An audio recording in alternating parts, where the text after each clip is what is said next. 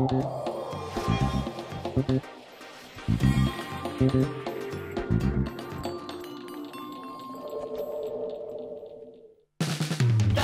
vida al sueño que hay en tu corazón. Realizarlo juntos siempre es lo mejor. Banco Credicop Cooperativo, la banca solidaria.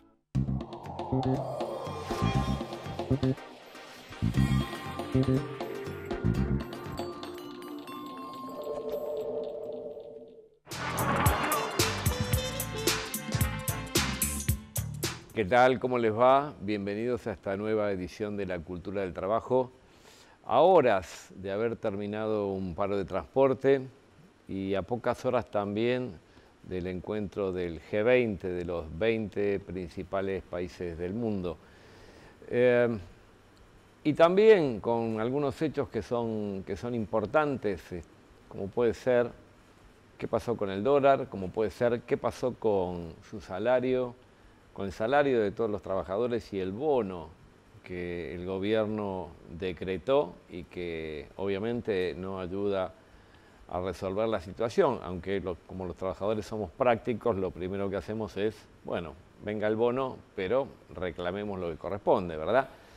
Esta es la situación en la semana, veremos qué pasa sobre el fin de semana con el G20, seguramente no habrá soluciones para los trabajadores y sobre todo para aquellos trabajadores que estamos en aquellos mal llamados países subdesarrollados y uno podría llamar más claramente países de carácter dependiente. De cualquier forma, vuelvo a repetir, como los trabajadores tenemos la obligación y la necesidad de vivir de nuestro salario, el bono tuvo consecuencias, tiene consecuencias y para eso hoy Mariana en su columna nos va a explicar un poco más sobre la influencia del bono en lo salarial y sobre, bueno, de qué viene esto, ¿no? Hola Mariana, ¿cómo estás? Hola, ¿qué tal? Buenas tardes. Efectivamente, para comenzar a hablar del bono sería bueno tener una idea de qué pasó, qué viene pasando con los salarios en este año. Nosotros tenemos una información que van a ver ustedes ahora en pantalla que muestra la evolución de los salarios registrados del sector privado. Este gráfico lo tuvimos acá hace algunas semanas, ahora sigue incorporando meses y la verdad es que cada vez que incorporamos un mes más, lo que se ve es que la caída se profundiza y se acelera rápidamente. En ese caso se ve que en el mes de septiembre la caída interanual llegó ya al 9,2% y viendo la inflación de octubre, que fue de 5,4%, uno ya puede proyectar que seguramente habrá una caída de 13,5% en el mes de octubre. Estos son los salarios registrados del sector privado y sabemos que los salarios del sector público vienen evolucionando por debajo incluso de estos valores. Entonces, en este marco, que es realmente de deterioro de la capacidad adquisitiva del salario, se propone, después de la negociación con la CGT y con el fin de desactivar el paro, el decreto del bono salarial. ¿De qué se trata ese bono salarial? Ahí hay un resumen. Es una asignación no remunerativa por única vez, que se cobra en 2 veces, 2.500 con el sueldo de noviembre, o sea que quienes lo cobren lo estarían cobrando ahora en los primeros días de diciembre, y otra parte con el sueldo de enero, o sea cobrar recién en febrero. El decreto que finalmente estableció este bono tiene varias aclaraciones que en general le quitan generalidad, le quitan potencia, porque hay varios grupos de trabajadores excluidos. ¿No? Letra chica viene. La famosa letra chica, que está bastante visible, pero que le deja en general algunos grupos de trabajadores excluidos y además un carácter discrecional para que los empresarios puedan decidir cuándo abonarlo y cuándo no. En primer lugar, lo que hay que destacar es que los trabajadores del sector público están excluidos. A raíz de este decreto hay ahora varios reclamos y negociaciones en marcha. Algunos han tenido o dicen que están cerrando algunas negociaciones y que van a tener también el bono, pero no dice nada el decreto al respecto. Así que son todas negociaciones que se abren después y que dependen de los trabajadores y de los sectores públicos de cada sector. Tenemos que pensar que ahí está el nivel nacional, provincial, municipal, la educación, la salud. En principio todos esos estaban excluidos del bono. También quedaron excluidos los trabajadores del régimen del sector agropecuario y del personal de casas particulares. ¿Qué pasa con el resto, con los que son en general del sector privado? Se establece que este bono se puede compensar con aumentos paritarios que ya se hayan dado en el pasado. Hay que pensar que este año fue bastante atípico en términos de evolución económica y de negociaciones paritarias. Arrancamos con el gobierno tratando de imponer un techo, piso y techo a las paritarias de 15%, después un 25% cuando se vio que la inflación venía siendo muy alta, después ahora estamos hablando de inflaciones interanuales ya arriba del 45%, así que la verdad es que hubo sectores que tuvieron que sentarse a negociar varias veces en el año. Bueno, sin aclarar más precisiones que esa, lo que dice es que si ya hubo alguna reapertura paritaria, el bono puede tomarse como ya otorgado con los aumentos anteriores. Y lo mismo puede tomarse a cuenta de negociaciones futuras y sobre todo la letra chica de la que hablábamos antes deja bastante sentada la posibilidad de que ante la falta de otra negociación colectiva se dé el bono ya por otorgado, digamos. Como que por defecto se considera que el bono ya estuvo dado. Ya está, digamos. Tenemos sí o sí el bono, pero aclaremos un poquito algo porque se entiende que pueda ser tomado para una renegociación hacia adelante, pero la parte esta que vos dijiste que se puede ser tomado para la negociación hacia atrás, la verdad que no la entendí muy bien. ¿No la podés repetir un poco? La repito, dice que el bono puede compensarse con aumentos ya otorgados previamente en el año, por eso decía, sin indicar cuándo, puede haber habido alguna renegociación en pero es en una mayo, genialidad. cuando estábamos en otro Entonces escenario. no te doy el bono. Bueno, y además dice que eso puede compensarse, excepto que a través de la negociación colectiva se acuerde expresamente su no absorción. O sea, si no hay negociación colectiva, lo que se entendería en función de este decreto es que si ya hubo alguna renegociación en el año, no corresponde el bono, digamos. Por eso digo, está puesto para que todo dependa en todo caso de la discrecionalidad del empleador o de la posibilidad de presión para que vuelva a abrirse la negociación colectiva. Te cuento que así dicho aparecen más las excepciones que las reglas, ¿no? En la letra del decreto da lugar a que las excepciones parezcan más amplias que las reglas. Agregan una más, que es que en los casos de sectores donde se sufre declinación de la actividad económica, se puede renegociar otros montos u otros plazos, y la verdad que los sectores económicos están mayoritariamente atravesando un periodo de declinación económica, así que también este artículo del decreto abre la posibilidad de que muchos empresarios se asienten sobre la posición de que no lo pueden pagar por problemas de la actividad económica y trate de evitarse ese pago, digamos. Bueno, la verdad, no deberíamos sorprendernos. Otra cosa sería pedirle peras al olmo, ¿no? O sea, pensar que hay un decreto que va a compensar la caída salarial por inflación, por disparada del dólar, en un gobierno que está haciendo justamente todo lo necesario para que esto sea de esa manera, la verdad es que sería por lo menos iluso, si no muy contradictorio o esquizofrénico, por lo menos.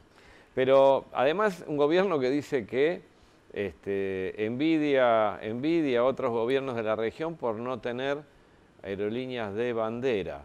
Y entonces vamos a pasar a nuestro invitado de hoy. ¿Cómo estás? Sí, ¿qué tal? Gracias por la invitación. No, pero por favor, gracias por estar. Secretario de Prensa de APA, ¿verdad? Sí. Nosotros representamos al personal de tierra, bueno, preocupados por la situación de la actividad aeronáutica, aerocomercial en particular, muy preocupados por el futuro de las fuentes laborales, de la situación laboral y de la actividad del transporte aéreo en conjunto. No te queda nada en el tintero, digamos. No, realmente la ofensiva que sentimos que está encarando el gobierno es contra toda la actividad. No es nuevo, ya ha pasado en la historia de la aviación argentina, del grupo Aerolíneas, que hay muchos interesados en convertir un servicio público como es el transporte aéreo, un factor de integración territorial, un factor de desarrollo de las regiones, en un negocio privado de determinados grupos. En esta coyuntura particular, donde los más altos funcionarios de gobierno están involucrados precisamente en el negocio aeronáutico, en un evidente conflicto de intereses. Porque además ocupan los más altos cargos, tanto de la empresa de bandera como del gobierno que tiene que regular la actividad. Pero un poco para que el público que nos está escuchando sepa cómo estalla el conflicto, porque en realidad no arranca así el conflicto, arranca por un tema salarial, ¿verdad? El detonante es un tema salarial. La paritaria aeronáutica es una de las últimas del año y además está relativa, aunque son convenios por empresa, están bastante encadenados, es decir, lo que se resuelva en la paritaria del grupo Aerolíneas, que es el más grande, después impacta sobre otras negociaciones con otros grupos, LATAM, Andes, Intercargo. ¿Hay una cámara? No hay una cámara, por Es eso por los empresas. convenios son por empresa. Lo que pasa es que son grandes dadores de trabajo. Estamos Claro. hablando de un grupo que nuclea 12.300 trabajadores como Aerolíneas y después varios otros grupos que nuclean 2.000 trabajadores o un poco menos, un poco más. El detonante fue la cuestión salarial porque la paritaria aeronáutica, que es una de las últimas del año, repito, arrancó con una posición empresaria sosteniendo que no iba a reconocer el último mes de la cláusula gatillo, pero que además venía acompañado con una falta de propuestas de un ajuste de los salarios de acuerdo con la inflación y además vino acompañado con una posición sosteniendo que estaban dispuestos a negociar a partir del 2019, con lo cual implícitamente al personal del grupo Aerolíneas esto le significaba perder la inflación de 4 meses, por lo menos hasta que arranquen las nuevas O paritarias. sea, si uno tiene que hacer una síntesis, ustedes tenían una cláusula gatillo, esa cláusula gatillo se tendría que haber activado en diciembre, va a ser 4 meses, ¿verdad? No, la última paritaria se firmó en septiembre del año pasado, duró un año y se cumplió todos los meses menos el último. Es decir, el ajuste se fue respetando, había, para no entrar en detalles, dentro del propio acuerdo, todo lo que superara el 17% de inflación, se le iba a aplicar la cláusula gatillo. La interpretación empresaria fue que no correspondía pagar el último mes, que es la inflación de septiembre. Pero esa interpretación, ¿en base a qué? Si dice que hay que pagarla, dice que hay que pagarla, digamos, mucha Dice vuelta. que hay que no. pagarla y estaba homologada por el entonces Ministerio de Trabajo, que ahora no existe más. Pero por el que era ministro. Claro.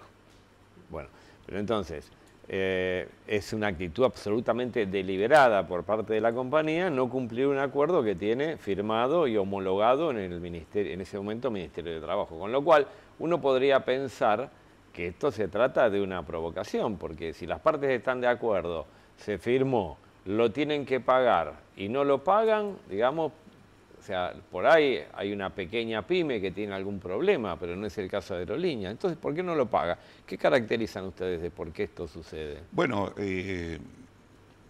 eso produjo mucho malestar entre los 12.300 trabajadores y trabajadoras. Se acusó a los sindicatos de estar operando políticamente, pero nadie saca al conflicto 12.300 trabajadores y trabajadoras si estos no están realmente preocupados por Pero la además, situación salarial. ¿De qué político me hablas? Pagame lo que me debes, digamos. Además, estamos hablando de 12.300 personas que de distintos sectores, distintos puntos del país, distintas ideologías, distintas posiciones obviamente. partidarias. Sí, sí. Entonces, un enfoque como este o es infantil o es malintencionado. Acusar a los trabajadores de estar operando políticamente y electoralmente es maniqueo o directamente malintencionado. Y esa mala intención tiene que ver con esto que vos estás planteando de la idea que tiene el gobierno de cerrar la aerolínea de bandera. Bueno, no es de este gobierno, vos tenés razón. Muchos gobiernos de corte liberal intentaron, de hecho lo hicieron, de hecho privatizaron en algún momento aerolíneas. Cabalgando sobre el mismo latiguillo. No, lo que pasa es que Aerolíneas da pérdida, como si se tratara de un mercado, de un intercambio comercial solamente y no se tratara de lo que vos estás planteando, un servicio que hay que brindar a la comunidad en un país que es muy largo, muy grande y donde los aviones sirven para unir el territorio, desarrollar economías, darle el derecho humano a la gente de estar transportado. Entonces, no nos extraña la posición del gobierno. Lo que sí nos parece extraño es que sea tan evidente y lo haga tan explícito, ¿no? Sí, y además poco original. Yo siempre tengo sobre el escritorio unas declaraciones que ya tienen 60 años del ex ministro de Economía Álvaro Alzogaray, que sostenía prácticamente lo mismo, que no había que subsidiar a una empresa que está al servicio de unos pocos cuando había una masa trabajadora que sufría y que se le podían brindar otro tipo de servicios, transporte. Lo decía un poco el padre del liberalismo de derecha argentino. Lo que no tienen en cuenta y no han tenido en cuenta es que está muy fresca en la memoria del personal del Grupo Aerolíneas y Austral lo que ocurrió a fines de los 90, 2000, año 2000, 2001, donde era evidente que quienes gestionaban la empresa, los españoles de Iberia, después de la CEPI, después del Grupo Marsans, estaban operando desde adentro para desmantelar la empresa, para ir vaciándola, asfixiándola económicamente, y desde afuera había ministerios que empujaban hacia la desregulación, la apertura de los cielos. Es decir, han sido bastante poco creativos, y el personal cuando sale al conflicto, como salió ayer o hoy a la mañana en las asambleas, tiene todo eso en su memoria, es muy fresca la memoria. Sí, ellos cabalgan sobre este latiguillo de que es deficitario, como si se tratara solamente de un negocio, pero además que la competencia es buena y que se pueden abaratar los precios si hay competencia, como en el caso del Flybondi, ¿no? Como en el caso de... Bueno, sobre eso, ¿qué posición tienen ustedes? Bueno, tratar a las empresas de aviación como si fueran kioscos o otro tipo de negocios no tiene sentido en este caso, porque estamos hablando de un servicio de transporte aéreo, como decíamos antes, de un factor de soberanía, de integración, que normalmente necesita ser apoyado económicamente, sobre todo cuando forma parte del Estado Nacional, se maneja a través del presupuesto nacional, y cuando se argumenta que es un gasto y hay que recortarle el presupuesto, no se está diciendo la verdad. La integración del transporte contribuye al turismo, contribuye a desarrollar las economías locales. No se lo puede tratar de la misma manera. Pero además es, por lo menos cínico, argumentar de que hay que recortar los subsidios y hacerlo de hecho. Aerolíneas le han recortado año tras año centenares de millones de dólares que se habían invertido en aviones, una flota que pasó de 25 a más de 75 aviones, que había que recortarle los subsidios porque es injusto, y mientras tanto el Estado está subsidiando la construcción del aeropuerto del Palomar, al servicio de las low cost como Flybondi. Los gobiernos de Tucumán, de Córdoba, están contribuyendo a la operación de esas compañías low cost con parte del salario, con exenciones impositivas, con otro tipo de beneficios, la legislatura de Bariloche, el gobierno de Misiones. Es decir, acá es un argumento falso que hay que liquidar los subsidios, porque en realidad los subsidios se están aplicando con fondos públicos para otro lado, para el lado de determinados grupos económicos vinculados al propio gobierno. Además, particularmente yo nunca tuve aprensión a viajar en avión, ¿no? Pero mucha gente tiene aprensión, y uno no tiene aprensión porque sabe que hay una cantidad de medidas de seguridad, de recaudos que se toman, que hacen que sea muy seguro viajar, en este caso en aerolíneas, y que eso también, bueno, obviamente encarece el proceso de transporte. Ahora, a mí no se me ocurriría decir, che, abarátenlo un poquito y me subo de la misma forma y con la misma tranquilidad, ¿no?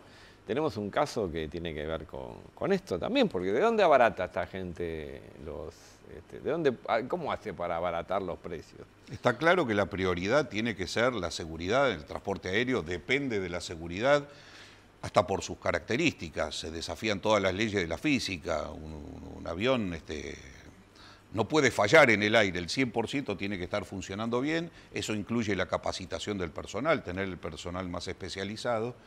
Entonces ya pasó incluso con LAPA, que fue nuestra primera low cost, que por algo se llamaba Líneas Aéreas Privadas Argentinas, cuando se ahorra en capacitación, se ahorra en mantenimiento. Bueno, después ocurren estas cosas. Una empresa como Flybondi, que hasta el otro día tenía 883 incidentes, por incidentes se entiende todo tipo de incidentes, cancelaciones, postergaciones del vuelo, problemas en pleno vuelo.